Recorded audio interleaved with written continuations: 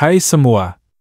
Di tengah situasi ekonomi yang tidak menentu, ribuan buruh tekstil di Indonesia menghadapi kenyataan pahit akibat kebangkrutan perusahaan besar yang selama ini menjadi tempat mereka bekerja.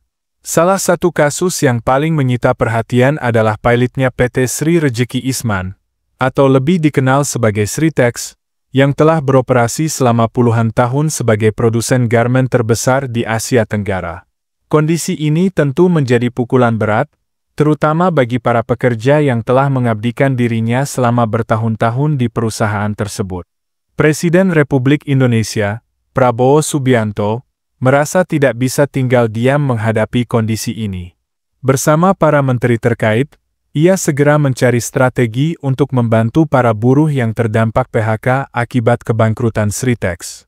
Namun, sebelum membahas langkah-langkah penyelamatan yang dilakukan pemerintah, penting untuk memahami penyebab utama dari kehancuran perusahaan tekstil besar ini. Bagaimana kisah selanjutnya? Simak video ini hingga akhir. Namun sebelum melanjutkan, jangan lupa untuk subscribe terlebih dahulu channel ini, agar tak ketinggalan info menarik lainnya. Krisis yang menimpa Sritex bermula pada tahun 2021, ketika perusahaan tersebut menghadapi kesulitan keuangan yang semakin parah. Perusahaan yang sebelumnya berjaya di industri tekstil ini gagal melunasi utang sindikasi yang mencapai $350 juta Amerika Serikat, atau sekitar Rp5,79 triliun. Situasi ini memaksa Sritex untuk mengajukan rencana restrukturisasi utang sebagai upaya penyelamatan. Namun, alih-alih meredakan krisis, kabar ini justru memicu kekhawatiran di kalangan kreditur, termasuk CV Prima Karya serta beberapa bank dan perusahaan lain yang memiliki piutang terhadap Sritex. Para kreditur kemudian mengajukan permohonan untuk menunda kewajiban pembayaran utang, yang akhirnya membawa perusahaan ini ke dalam proses penundaan kewajiban pembayaran utang, PKPU. Keputusan pengadilan pun semakin memperburuk keadaan, dengan status PKPU yang akhirnya berubah menjadi kebangkrutan, setelah perusahaan dinyatakan gagal memenuhi komitmen dalam perjanjian homologasi yang telah disepakati sebelumnya. Menanggapi kondisi ini, Presiden Prabowo segera mengambil langkah cepat dengan menginstruksikan 4 kementerian, yaitu Kementerian Perindustrian, Kementerian Keuangan, Kementerian BUMN, dan Kementerian Ketenagakerjaan, untuk mencari solusi bagi ribuan buruh yang terdampak.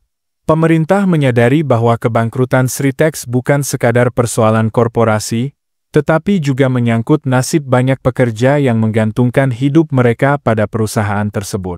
Salah satu upaya yang dilakukan adalah menggelar pertemuan antara Komisaris Utama Sritex dan Menteri Perindustrian, guna membahas strategi penyelamatan industri tekstil.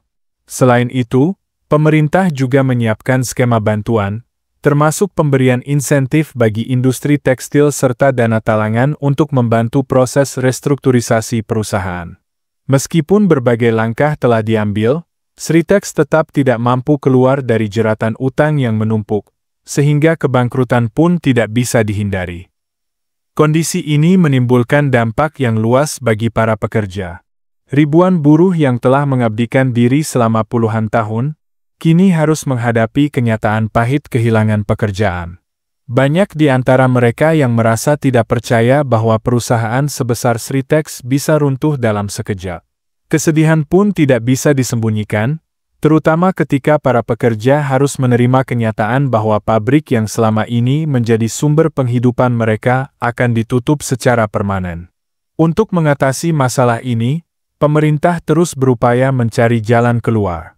Salah satu skema yang diusulkan adalah menyewakan peralatan produksi milik Sritex kepada investor baru, dengan harapan agar sebagian tenaga kerja yang terdampak dapat kembali bekerja dalam waktu dekat. Namun, skema ini hanya bersifat sementara dan masih menunggu kepastian dari investor yang tertarik mengambil alih aset perusahaan. Meskipun berbagai upaya telah dilakukan, penyelamatan industri tekstil nasional tidak bisa hanya bergantung pada satu perusahaan saja. Kasus kebangkrutan Sritex menjadi pelajaran penting bagi pemerintah untuk memperkuat regulasi dan sistem pendukung bagi sektor manufaktur. Pemerintah juga diharapkan dapat merancang kebijakan yang lebih berkelanjutan, agar industri tekstil nasional tetap kompetitif di pasar global. Di sisi lain, bagi para buruh yang terdampak, masa depan mereka masih bergantung pada bagaimana pemerintah dan pihak terkait menindaklanjuti berbagai langkah penyelamatan ini. Satu hal yang pasti, peristiwa ini menjadi pengingat bahwa ketahanan ekonomi sebuah negara tidak hanya ditentukan oleh seberapa besar sebuah perusahaan, tetapi juga bagaimana kebijakan yang diterapkan untuk melindungi pekerja dan industri secara keseluruhan. Bagaimana menurut pendapat Anda? Silakan tuliskan di kolom komentar, dan jangan lupa untuk like dan share video ini jika bermanfaat. Sampai jumpa di video menarik selanjutnya.